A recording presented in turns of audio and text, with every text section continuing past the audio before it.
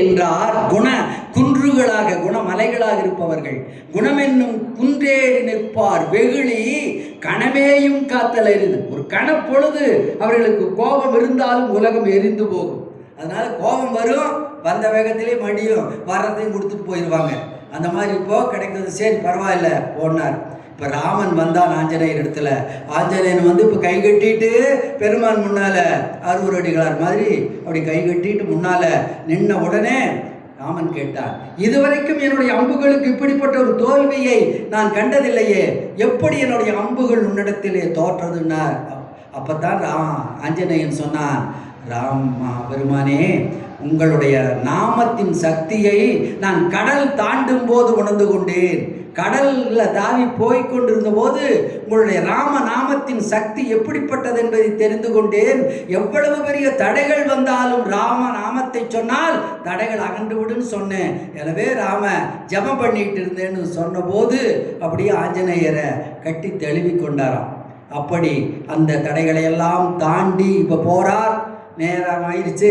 நேராக போய் இலங்கையிலே இருக்கின்ற பவளமலையிலே குதிக்கிறார். நேராக போய் இப்போ கடலில் தாவி போய் பவளமலையில குதிச்சாச்சு.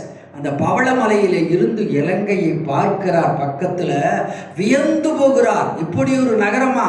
தேவர்களினுடைய நகரம் அமராவதி பொன்னுலகம் என்கிறார்களே, அந்த பொன்னுலகம் எல்லாம் இதை பார்த்தா தற்கொலை பண்ணிக்கும். இந்த பொன்னுலகம் இந்த இலங்கையை பார்த்தால் தற்கொலை செய்து கொள்ள வேண்டும். எப்படி இருக்குது? எல்லாம் தங்கத்தினாலேயே வீடுகள் கட்டி எல்லாம் நவமணிகளை பதித்திருக்கிறார்கள். எல்லா மாளிகைகளும் எதுவரைக்கும் இருக்குதுன்னா மேலே மேகமண்டலத்தை தாண்டி சந்திர மண்டலத்தை தொட்டுக்கிட்டு இருக்குதாமா. ஒவ்வொரு பங்களாவும் ஒவ்வொரு மாளிகையும் மேகமண்டலத்தை தாண்டி சந்திர மண்டலத்தை தொட்டு கொண்டிருக்கின்றன. தங்கத்தினால் செய்து வைரங்களால நவமணிகளால பதிக்கப்பட்டிருக்கிறது. இது சூரியனுடைய பொற்கதிர்களை கொண்டு செய்யப்பட்டதா அல்லது மின்னலினுடைய ஒளியை கொண்டு செய்யப்பட? மின்னல் மின்ற போது பார்த்துருக்கோம் இல்லையா?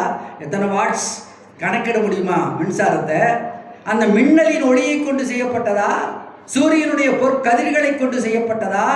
வியக்கிறார் ஆஞ்சநேயர். அப்படியானால் இவ்வளவு வளமுடையதாக இந்த இலங்கை இருக்க வேண்டும் என்று அங்கே பவளமலையிலிருந்தே ஒவ்வொன்றே பார்க்குறான். வந்து தூரத்திலிருந்தே பார்த்தறிகின்ற ஞானமுடையவர் என்பதை நம்ம கிஷ்கிந்தையிலேயே சந்தித்தோமே. அடுத்து பார்க்கிறோம், அங்கே இருக்கிற ஆட்கள் எல்லாம் தெரிகிறார்கள். எப்படின்னு பார்த்தால் ஒவ்வொருத்தரும் பயங்கரமான மலை போன்ற கிங்கரர் போன்ற தோற்றம். கிங்காங்னு ஒருத்தர் இருந்தாரு, மல்யுத்த வீரர். இந்த மாதிரி மலை போன்ற தோற்றம். எல்லாம் உடம்பாலே பெரியவர்கள். உடம்பு மட்டும் இருந்தப்பா, சில பேருக்கு உடம்பு இருக்கும், வீரம் இருக்காது. உடம்பு இல்லாமலே ஒன்றும் இல்லாமல் இதாக இருக்கிறவன் பெரிய வீரனாக இருப்பான். உடம்பு வீரம். வீரம் இருந்தால் பத்தாது, சும்மா உட்காந்துட்டு வீரம் இருந்தால் என்ன பண்ணுறது? முயற்சி. வெறும் முயற்சி மட்டும் வெற்றி தராது. நல்ல தெய்வ வரங்கள். தெய்வ வரம் மட்டும் போதாது, நல்ல மாயத்தன்மைகள். இத்தனை ஆற்றல்களும் பெற்றவர்கள் என்பதை தூரத்திலிருந்தே பார்க்கிறார். தேவர்களை தேவ மகளிரெல்லாம் இந்திராணி வந்து ராட்சசிகளை உட்கார வச்சு எண்ணெய் தேய்ச்சி விட்டுட்டு இருக்கிறான். தலை குளிக்க வைக்கிறதுக்கு எண்ணெய் தேய்ப்பாங்களே, எண்ணெய் தேய்க்கிறது யாரு? ராட்சசிக்கு. தேவர்களுக்கு தலைவராகி இந்திரனுடைய தேவியாகி இந்திராணி ராட்சசிகளுக்கு எண்ணெய் தேய்க்கிறா. தேவிகள் எல்லாம் அந்த மாதிரி செஞ்சுட்டு இருக்கிறான்.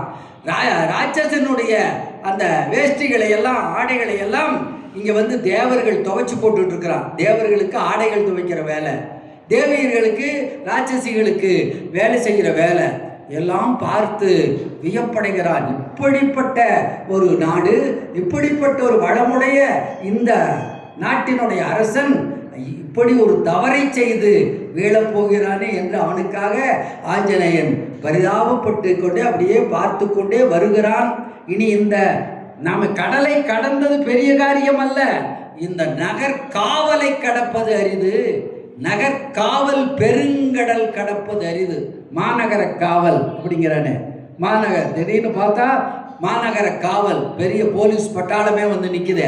அந்த மாதிரி கருங்கடலை கடந்தது எனக்கு கஷ்டம் இல்லை, இந்த மாநகர காவலை கடப்பது கஷ்டம்னு நினைக்கிறான். சின்ன குரங்கு குட்டி. குரங்கு குட்டினா சிறுசுல சிறுசு, அணுவினும் அணுவாயின்னு சொல்ற மாதிரி கண்ணுக்கு தெரியாத குரங்கு குட்டி உருவத்திலே அப்படி மதில் மேலே தாவி இப்போ இலங்கைக்குள்ளே போகிறான். இலங்காகினி என்ற இலங்கையின் காவல் தெய்வம் வந்து ஓஹோ அது கண்டுபிடிச்சிருச்சு. அதை காவல் தெய்வம் கண்ணுக்கு மறைய முடியுமா? ஏய் குரங்கே, குரங்கு குட்டியே எங்கே வந்தேன்னது. ஊரை சுற்றி பார்த்துட்டு போகலான்னு வந்தேன், டூரிஸ்ட் விசாவில் வந்திருக்கிறேன், இலங்கையை சுற்றி பார்க்க வந்தேன்னா. ஓஹோ, சின்ன குரங்கு குட்டி வந்து பார்க்குற அளவுக்கு அவ்வளவு எளிமையான நகர் எங்கள் இலங்கையை நினைத்து கொண்டாயான்னு சூலத்தை எரிந்தது. அந்த சூலத்தை பிடித்து ரெண்டா உடைச்சு எரிஞ்சிட்டு அவள் மேலே பாய்ந்து 8 கைகளையும் பிடித்து ஒரு குத்து விட்டான். மண்ணிலே விழுந்து எழுந்து நின்றாள். நின்றவள் சொன்னாள், நான் இலங்காகினின்னு எனக்கு பெயர், நான் இலங்கையினுடைய காவல் தெய்வம், நான் ஒரு தேவதை தான், ஒரு சாபத்தினால் இப்படி வந்து இருந்தேன். எப்போது சாபம் தீரும்னு கேட்டபோது பிரம்மதேவன் சொன்னான், ஒரு குரங்கு வரும், அந்த குரங்கு கையில் ஒரு குத்து வாங்கினீன்னா சாபம் வாங்கும். அதனால சில பேர்கிட்ட அடி வாங்கினால் நல்லதான். அதான் மோதிர கையால் குட்டுன்னு சொல்கிறாங்கல்ல, அந்த மாதிரி நிறைய தியாகராஜருடைய வரலாற்றிலாம் அந்த மாதிரி சம்பவங்கள் உண்டு. நேரம் இல்லை, அதனால் இப்போது என் சாபம் நீங்கியது, நீ நிச்சயமாக அறம் வெல்லும் பாவம் தோற்கும், நீ வெற்றி பெறுவாயின்னு வாழ்த்திட்டு போயிருச்சு. இப்போது இலங்கை அரண்மனைக்குள்ளே நுழைகிறார்.